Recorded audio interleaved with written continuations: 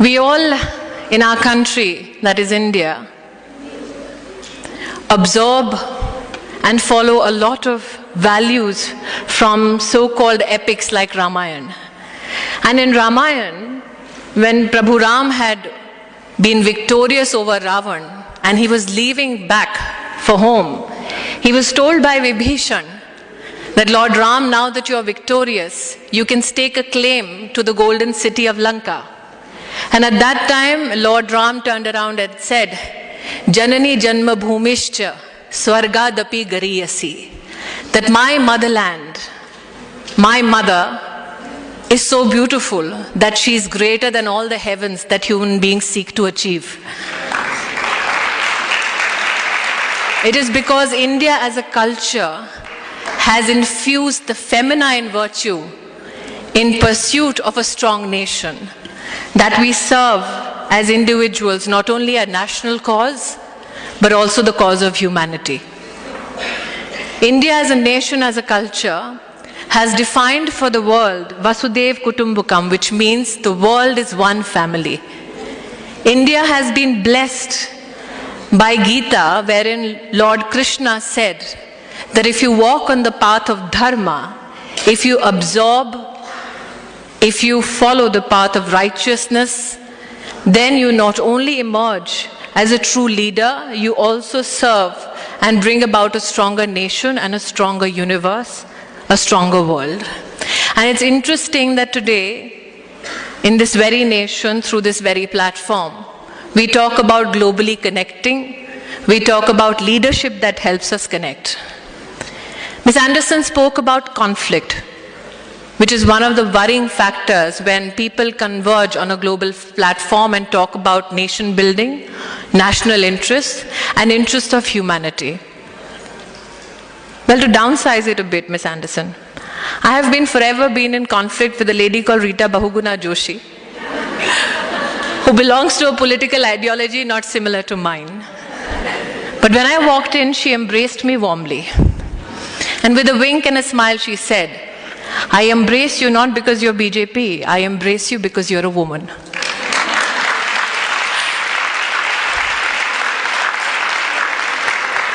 I then went, and when I was about to sit, I was warmly greeted by Dr. Ghazanfar from Afghanistan, a lady who serves as the Minister for Women's Affairs.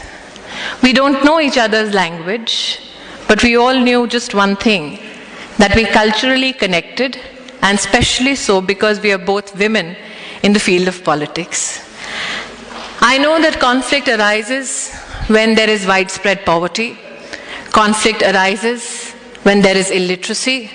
Conflict arises when there is a race to take ownership of resources. But I also know that when women are put at the helm of affairs, conflict has this very unnatural way of decreasing. In 1996, a study was put out by Mr. Subba Rao and L. Rainey, which said that if a nation, and 72 countries were a part of this study, that if nations in 1975 had invested in women's higher education, then in 1985, those nations would have seen a decline in infant deaths by 68%. If those same 72 nations had put in all their resources to increase per capita income of every citizen in those 72 countries, the impact on infant deaths would have been zero. Today, when I stand here as a woman, I'm of the opinion that if you truly want to globally connect on issues of humanity, if you truly want to reduce conflict, then one of the first steps that we as a nation, we as a world need to make is to empower women. I was speaking to Gauriji, who has invited me to this conference, and I told her that when people ask me to define women leaders, I tell them that a leader is someone who takes you where you want to be, but a female leader is someone who takes you where you ought to be.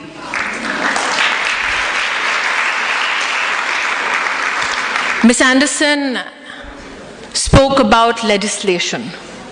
As a parliamentarian in India, we've had quite a few challenges in the past 1.5 years with regards to women's security. Does it break my heart every time I need to raise my voice in Parliament about a woman getting raped? Yes, it does. Does it break my heart when I discuss statistics with regards to infant girls being killed just because they're girls? Yes, it does. It breaks my heart when I recognize and I realize that over 1 crore girls die in our country every year in a mother's womb, and nobody speaks out for them because children are not vote banks. But at the same time, I wonder, is legislation enough? If we truly seek to empower our nations, our society, the world at large, will legislation be enough? And that's when I reminded myself of a quote by Mahatma Gandhi, who said, "Be the change you wish to see in the world." Kavita ji has been more than generous in my introduction. Apart from the role of Tulsi, the quintessential Bahu, I also had the privilege of discussing socio-political issues on various platforms. And during one of my shooting schedules, I walked into a studio and met a lady who was quietly sitting at a corner of a room. And I was told that this is the lady of the day and I have to interview her. When I walked up to her, I asked her, "Could you give me a little bit of an introduction so that I can say that to the camera?" She looked at me with a very, very subtle smile and said, "Well, introduce me as the mother who tried to kill her daughter. That should suffice." When I asked her why such an introduction, because that seemed quite cruel and inhuman, she said, "Well, that is the fact that I need to embrace and people need to recognize me for what I am." I asked her why she defined herself so, and she said, "Well, I gave birth to 2 daughters, and my husband told me that if the third was a daughter as well, then I need not take the trouble of coming back home. The third child I gave birth to was a daughter as well. My brother came to the hospital because my husband refused to see my face for 2 days. And my brother said, 'Let me go back and persuade your husband.' So the 2 men sat down and brokered a deal. The husband said, 'If your sister can make do and wish away the third child, she will be given the permission to enter home.' The brother, without consulting the sister, said, 'Well, my sister shall do as you please. We will make sure the third child doesn't see the next month.' The woman comes back with her 3 daughters, the youngest being 3 days old. It is December in the state of Punjab. In a village in Punjab where it's absolutely chilling in December, one night she lays her daughter in the courtyard on a bed without a piece of cloth on the daughter's body. The woman prepares for the daughter to die, and she says that if she died in that winter, all I would do is feign ignorance for the policeman who would knock on my door the next morning. She went and she sat at the side of the courtyard waiting for her daughter to die. She was so tired looking after 3 daughters in a household and giving birth after 3 days that she happened to go to sleep.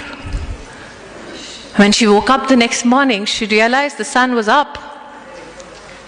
And before the police got here, she wanted to scream and shout so that they could see a mother completely immersed in pain for the child's death. But when she walked up to the bed, she saw that her infant daughter was blue from head to toe, but was alive. And that's when the woman turned around and told me that I decided, if my 3-day-old daughter could fight death all night, don't I have the capacity to fight for her life and stand up to my husband?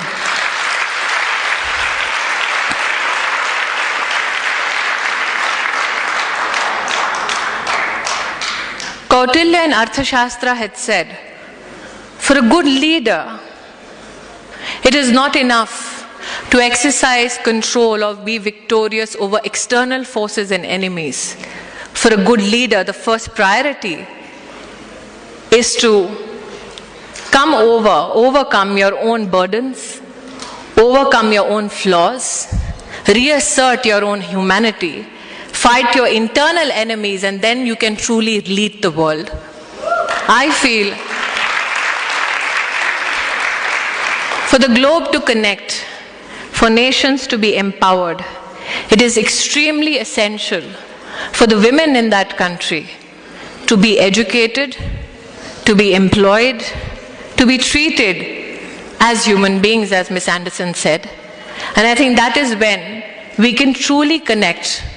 Because what connects me to Ms. Anderson or Ms. Dr. Ghazanfar from Afghanistan is not that we have a political cause that we pursue, not that we have a human rights cause that we pursue, but the only one fact that we are all women who want to pursue that world where every woman is given the right to live her life with dignity, the right to live her life in peace, and the right to live her life in such a fashion that she can encourage others to treat everyone as equals and to provide those opportunities to men and women alike. So once again, a nation that's defined its own cultural ethos by saying, Bahujan Sukhai, Bahujan Hitai, that we as a nation are dedicated to the happiness and welfare of all. I am hoping that the global connect we seek is a global connect that is inspired by India's idea of Vasudev Kutumbakam, that we are one family who will resolve and rise above every conflict, for we as a world come together and serve not individual national interests, but also interests of humanity at large. Thank you so much.